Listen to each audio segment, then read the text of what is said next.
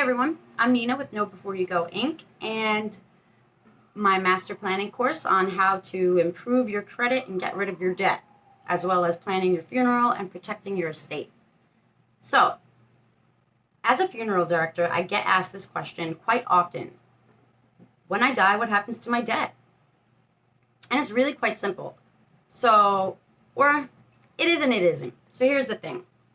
So if you die and you had a lot of debt, whether it's credit cards or student loans or medical expenses, yada, yada, yada. When you die, no one else is truly responsible for the debt that you created.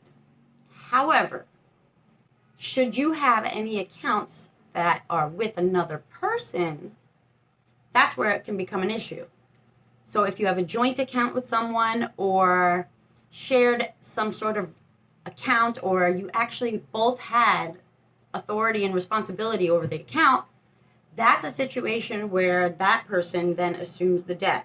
Well, because it's, let's just say, me and my husband Tom were living and suddenly Tom dies. Tom had tons of student loans. That gets wiped out the minute you pass away. Luckily for you guys, if you have hundreds of thousands of dollars of debt, you can sleep easy tonight knowing that if you pass away, no one has to pay it off. Clean slate for everyone. However, if Tom passes away and he had not just student loans, but Tom and I shared accounts where we both were able to use the card, and I don't mean an authorized user. That's different, because that person doesn't actually have responsibility on the account.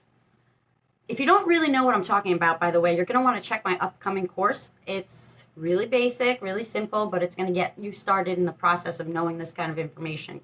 Mostly because it's very important. It's your money and your life you're talking about. Do it right. However, as I was saying, the situation is this. Anything joint, anything where it's connected to another person, that person's going to assume the responsibility of your debt. However, should there be a will involved, now that says you have an estate. And when you have an estate, it's worth something. So basically what happens at that point would be that anyone who is in charge of handling your estate or your will and administering all the things in it would be an executor or an executrix, male, female.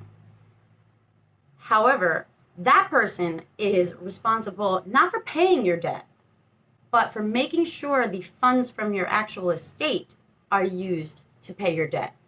So you see where I'm going with this? So they don't actually have to pay it on your behalf, well, for you. They're paying it with your own money after you're gone. So whatever you left behind, if the county was going to get it, which you better not let happen, they would use that to pay off any sort of debts that you had that were in your name.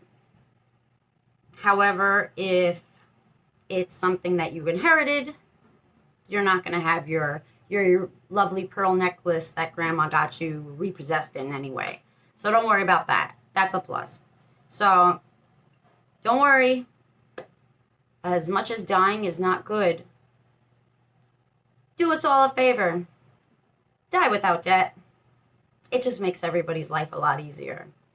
So I'm Nina Rossi, and this is your little excerpt on how to die without debt and a debt-free death. I like that. That sounds good, actually. Take care, guys.